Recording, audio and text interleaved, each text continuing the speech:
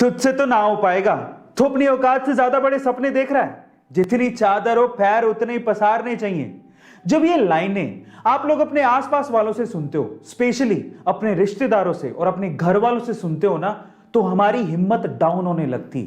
हमको अपने आप पे एक सेल्फ डाउट आने लगता है। हम ये सोच में पड़ जाते हैं कि मैं किसी लायक भी हूं क्या। अगर आपके साथ भी ऐसा कभी भी कुछ हुआ है या हो रहा है तो आज की कहानी बड़े ध्यान से सुनना, यह आपको बहुत काम आएगी। तो हुआ कुछ यूं कि एक जंगल में एक बरगद का पेड़ था और उस पेड़ पे चील ने अंडे दे रखे थे और उसी पेड़ के नीचे जंगली मुर्गी ने भी अंडे दे रखे थे। एक दिन हवा का बहाव आया और एक चील का अंडा नीचे गिर के मुर्गी के अंडों के साथ मिक्स हो गया। अब समय बीता, अंडे फूटे, वो चील का बच्चा भी बाहर आया, पर वो तो मुर्गी के अंडों के साथ था। अब वो ये सोचते हुए बड़ा हुआ कि वो तो मुर्गी है। अब वो वही करता जो कि मुर्गियां करती थी। वो उतना ही उड़ सकता था जितनी मुर्गियां यूजुअली उड़ती हैं। और आपको तो ये पता ही है कि मुर्गियां ज्यादा उड़ नहीं सकती। एक बार वो चील का बच्चा जो कि मुर्गियों की तरह पल रहा था, उसने आसमान में चील को उड़ते देखा।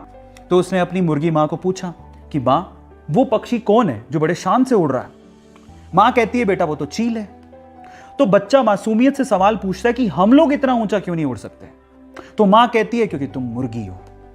और ये सोच के कि वो मुर्गी है, सेल्फ डाउट में कभी उसने ट्राई भी नहीं किया ऊंचा उड़ने का और सिर्फ मुर्गी बन के वो जीता रहा और एक दिन मर गया। अब इस कहानी का क्या मोरल है, क्या इसका मतलब निकलता है, क्या आप जानते हैं? इस कहानी का मोरल यह निकलता है कि लोगों ने आपसे कहा कि तू नहीं उड़ सकता, तेरी कोई औकात नहीं है, तू कुछ नहीं कर सकता। लोगों ने कहा और आपने मान लिया।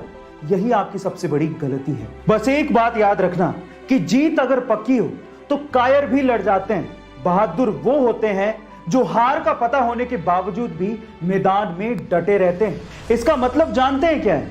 इसका मतलब यह है कि लोग तुम्हें तुम्हारी असलियत बताएंगे, तुम्हें तुम्हारी औकात याद दिलाएंगे, तुम्हें यह कहेंगे कि तू ये नहीं कर सकता, तेरी औकात के बाहर है। उनकी बातें सुन के ना तुम्हें खुद को सेल्फ डाउट आने लगेगा कि तुम्हारी हार निश्चित है, तुम ये नहीं कर पाओगे।